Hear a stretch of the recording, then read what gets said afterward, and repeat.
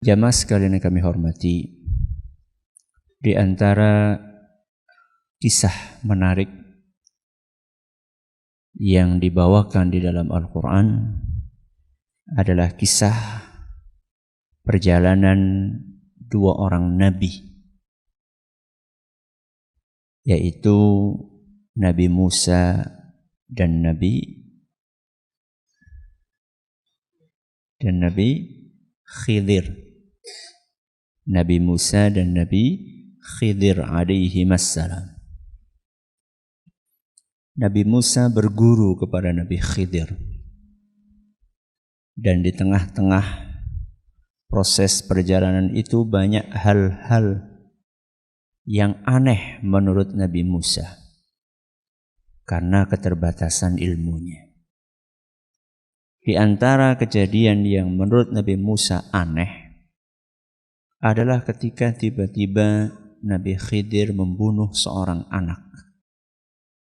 Ketika tiba-tiba Nabi Khidir membunuh seorang anak yang tidak melakukan kesalahan apa-apa. Kok tahu-tahu langsung dibunuh? Menurut Nabi Musa inilah sebuah kejahatan. Bagaimana mungkin seorang anak yang masih kecil tidak melakukan apa-apa dibunuh? Akhirnya di akhir perjalanan Nabi Khidir menyampaikan alasan kenapa beliau membunuh anak kecil itu. Allah rekam dalam surat Al-Kahfi. Dalam surat Al-Kahfi. Tepatnya ayat 80 sampai 81. Nabi Khidir berkata, "Wa ammal ghulamu fakana abawahu mu'minaini fakhashina ayyurhiqahuma tughyanan wa kufra." Adapun anak yang aku bunuh itu, kedua orang tuanya mukmin. Kedua orang tuanya saleh dan salihah.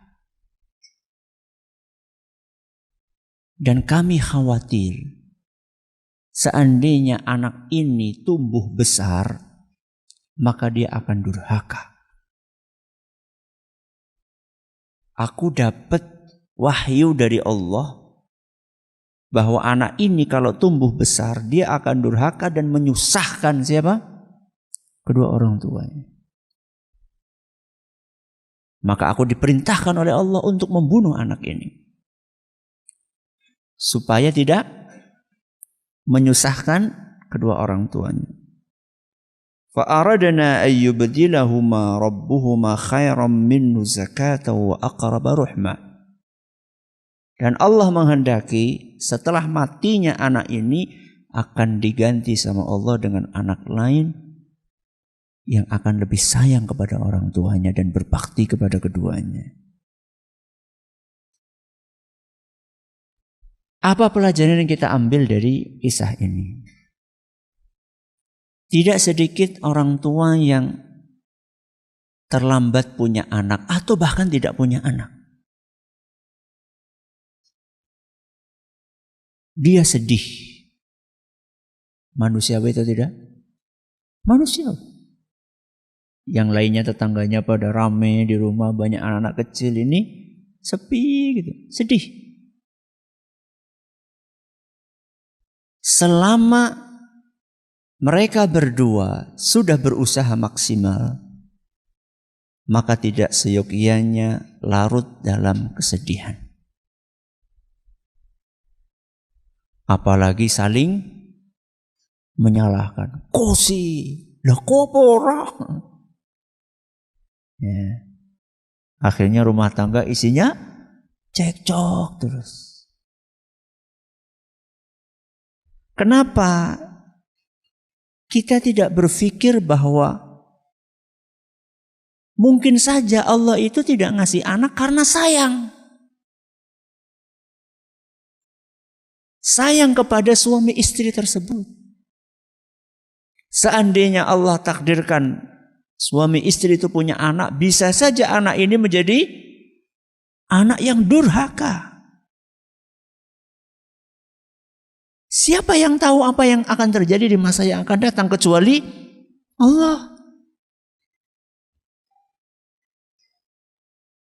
Sehingga dia tidak melihat takdir Allah ini sebagai sebuah pengabaian dari Allah kepada dua orang tersebut. Bukan. Dia tidak melihat takdir Allah ini sebagai bentuk penelantaran. Bahwa dia sudah diterlantarkan sama siapa? Sama Allah, sudah minta bertahun-tahun ternyata gak dikasih, sudah usaha ini, usaha itu, ternyata gak dikasih. Allah ini menerlantarkan kami. Tidak.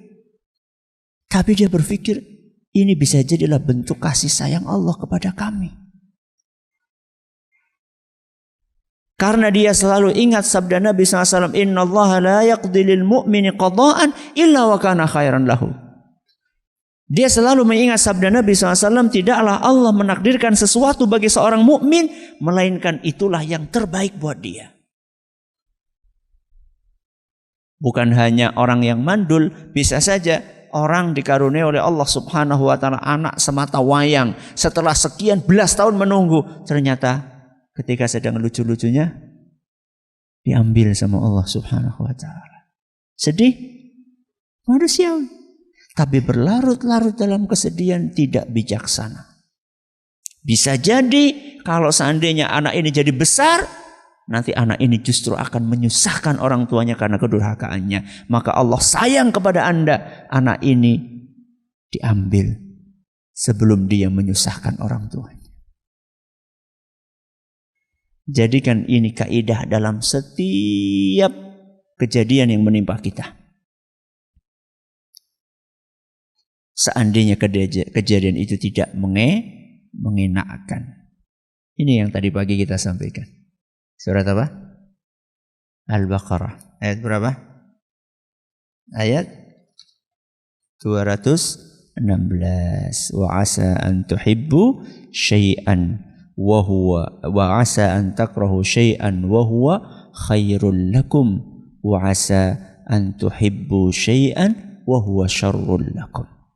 Bisa jadi kalian membenci sesuatu padahal sesuatu itu baik buat kalian, dan bisa jadi kalian mencintai sesuatu padahal sesuatu itu buruk buat kalian. Yang paling paham siapa?